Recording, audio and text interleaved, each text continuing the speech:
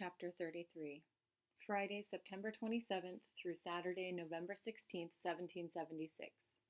Many of the inhabitants are coming Many of the inhabitants are come into town, and many others who were obliged to fly for their loyalty are coming in daily. New York Mercury newspaper. The autumn passed in a dog-weary haze for me, with much work and little time to ponder or breathe. Everything was cloaked in gray, oyster gray, charcoal gray, pewter gray, mold gray, storm gray, and ash. Scraps of ash floated through the air for weeks and found their way into everything from the butter to the tea. The rains turned the ash to mud.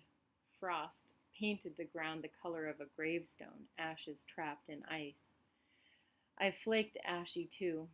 Mamma used to rub a salve of bear fat and mint on us as winter approached, so our skin would not dry and crack.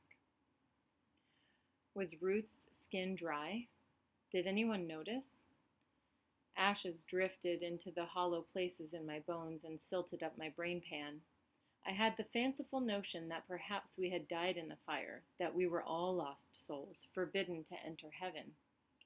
When I had low thoughts like that, Curzon's voice would call from my rememory and tell me to join him to become a rebel. I told that voice to hush. With the ash so thick inside and out, I had few thoughts to spare for that fool. I figured he was dug in with the troops at Fort Washington, which seemed a good place, what with the strong walls and the cannons protecting it. Folks said the British wouldn't attack the fort until spring. The men drilled and patrolled. Sarah and the other soldier wives spent most of their days down at the campground doing the chores for the regiment, washing clothes in big iron pots and cooking whatever could be found to roast or stew. They did some tidying at the Lockton house and kept the officers fed too. The dirtiest jobs fell to me: water hauling, wood chopping, and chamber pot emptying. On top of that, Colonel Hawkins claimed me for his errand girl, sending me out with messages for his captain or that sergeant, or in search of snuff or hair powder or almonds. He was terrible fond of almonds. By the time the apples were harvested, hundreds of chips crammed with expensive British goods crowded the docks. The price of food doubled and doubled again. This did not affect the Locktons nor the rich Loyalist refugees who streamed into the city toting bags of gold. We took delivery of enough potatoes to fill the bin in the cellar and had no trouble buying meat.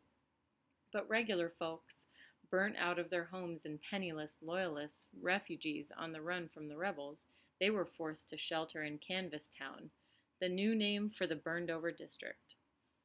They used tent canvas to make huts against the standing chimneys and half-crumbled brick walls. They ate beans and rice when they were lucky and begged on the streets when they were not. One day I noticed that the plants grown from Mama's seeds had been killed by the frost, the stalks dead on the ground with shriveled paper leaves. A lump of mud stuck in my throat. I had forgotten to care for them.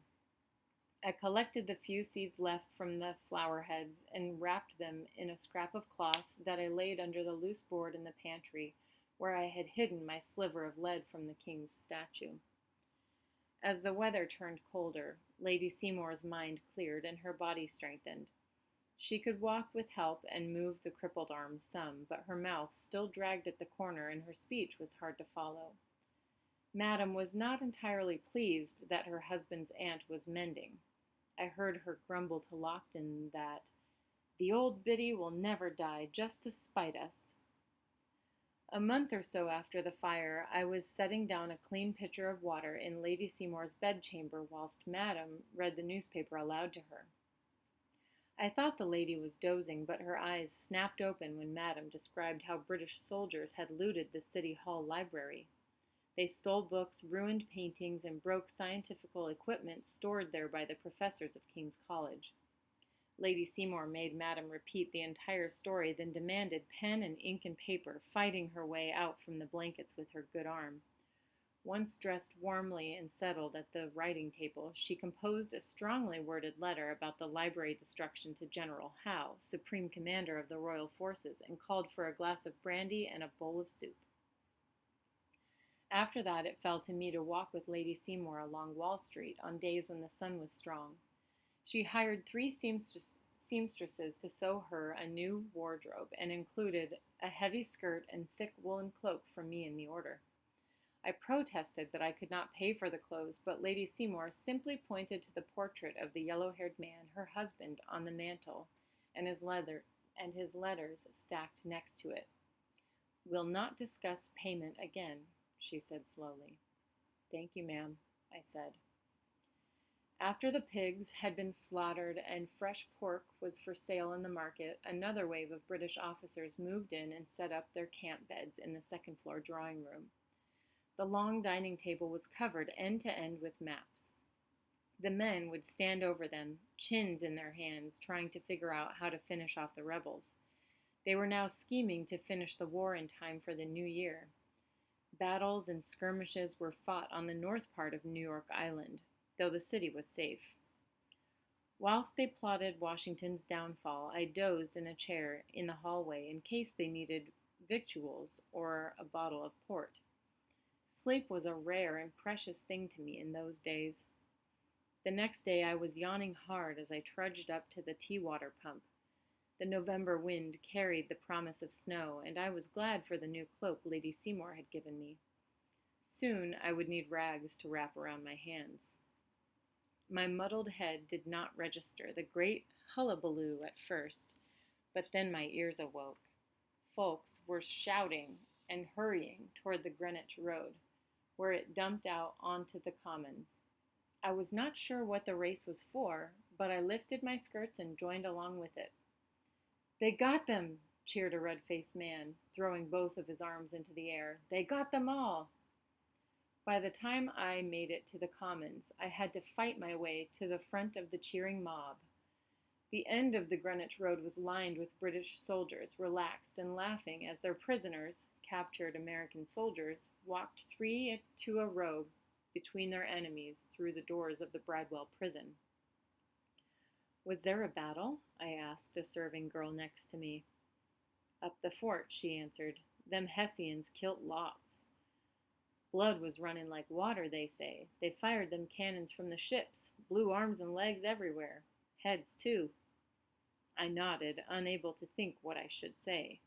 A chant started in the crowd and singing. I did not join in, nor did I throw clods of mud as many did, including the bloodthirsty girl next to me. The rebels kept coming in, row after filthy row, most with their heads down, some limping with a crutch or an arm in a sling. Their uniforms were torn and tattered. A few walked barefooted over the icy cobblestones, flinching when hit square with mud or a rock. They carried neither flag nor weapons. Their breath billowed like they were hard-ridden horses. It hung around their heads like smoke. He was toward the end of the line, with the other enlisted slaves, his head bent forward, his face invisible. A bloody bandage was tied above his right knee, and it looked painful to step with his right foot. The only way I knew him was that hat, nearer brown than red now, with a rip through the brim, and the ring in his ear. The guards shoved the last of the prisoners, including the boy with the red-brown hat, through the doors of the prison and closed them with a loud metal clang.